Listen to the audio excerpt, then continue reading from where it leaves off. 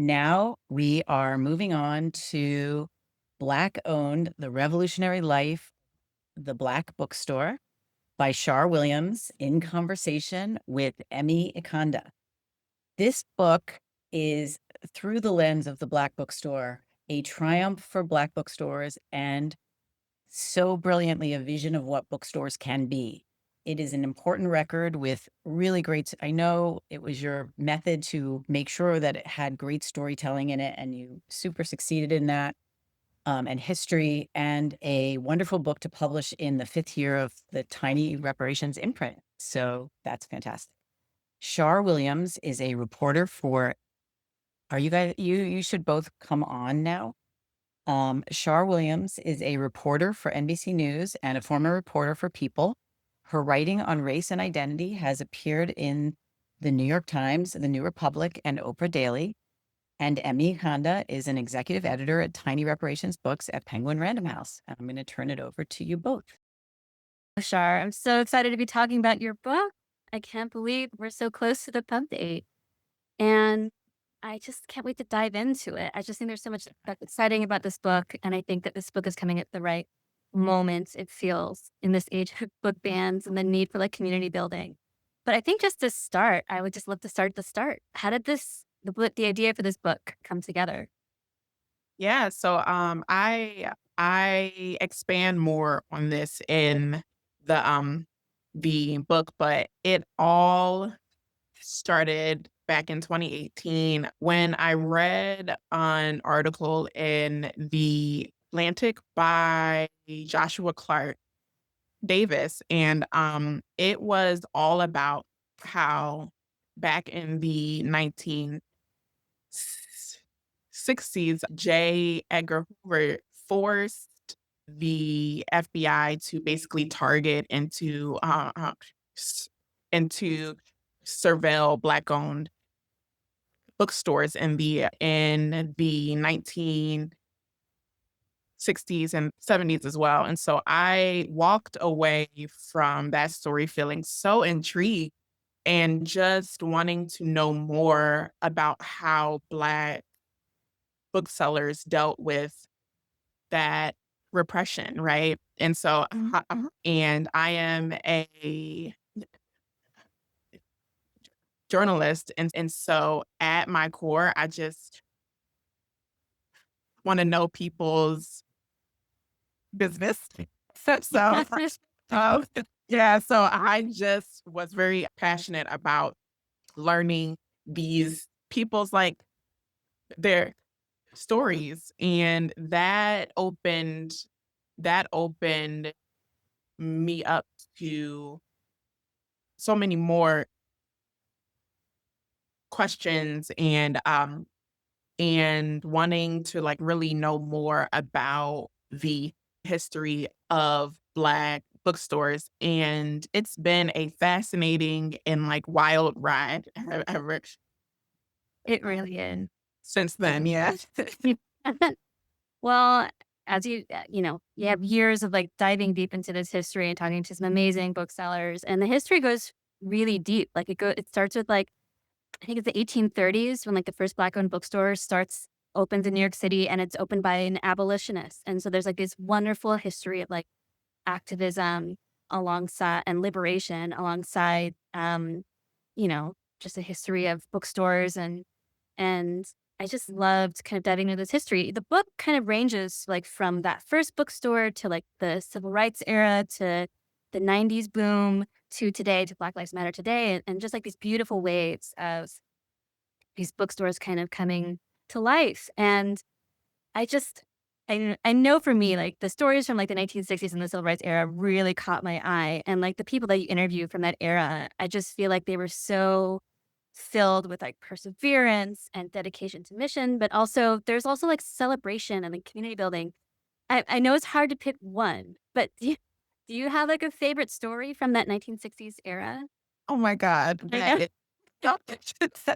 there are so many, but one that stands out to me is I spoke with a woman named Daphne Muse who was an who was an activist, and she worked for the Drum and Spear bookstore back in the 1960s. And just as a side note, Drum and Spear was based in Washington, DC, and it was basically founded and run by activists, right? Daphne worked there, probably in her early 20s, and, like, she would close down the shop every night, and when she walked home, there would be a black car just walking slowly by her, walking home, and that had to have been so, scary, like, for a young Black woman, and so these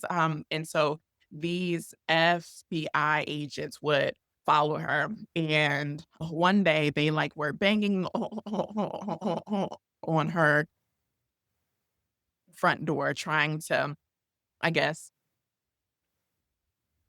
goad her, and she opened her front door that day just to slam it in their faces. And she took so much pride in that small act of pushing back, and, like, talking about it now, decades later, she had a huge, smile on her face, and so I just felt like I felt so much joy to have her share that. Yeah. Well, you've spent, years doing extensive reporting for this book, and is there any moment that stood out for you that kind of shaped the way that you approached to write the way you approached writing the book? Yes, of of course. So I talk about this, um, very briefly in the book, but in the '70s, there was a Black-owned bookstore called The Hub in Kansas, and it was run by a group of 4 4 of 4, friends, and they talked about being targeted by the cops. They, talked about being friends with the, like, local, gangsters in the town and everything, but they they talked about their hardships, but still, all of them said that those years were the best years of their lives. Just basically running a bookstore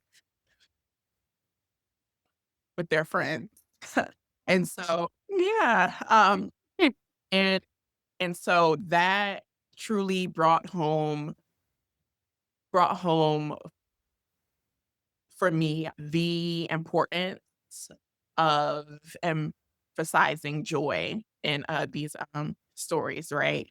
So it's not all about hardship and struggle. I've learned, and I truly wanted to make it clear that there was so much joy in running Black-owned bookstores, and that then and now as well. Yeah, I mean, there's so many great stories about these like epic book parties and these like celebrations and all the ways that all of these wonderful people kind of celebrated their community. We're running up against time, so I'll just ask one last quick question. What do you hope readers will take away from these stories? Okay. Big, big, final, question here, but so I write about so many bookstores and booksellers with different like backgrounds and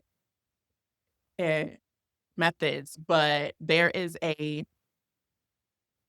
common theme that they all have a passionate desire to be in community with the people